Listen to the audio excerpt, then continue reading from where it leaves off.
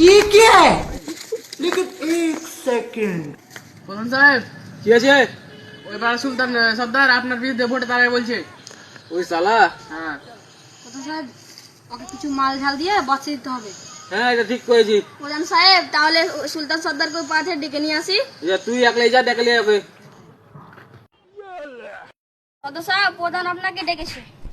ঠিক আছে যাচ্ছি, ওই শালা ডাকছে তো, চল।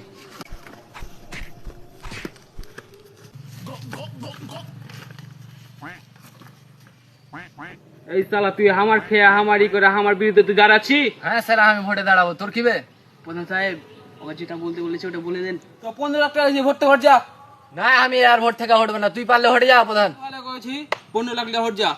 না না আমি আর ভোট থেকে হটবে না, 15 লাখ দিলেও হবে না। শেষ করেছি 30 লাখ টাকা।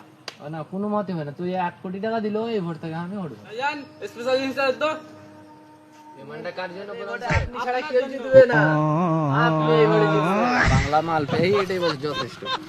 এই বাংলা মালিক 3 দিন মারবো।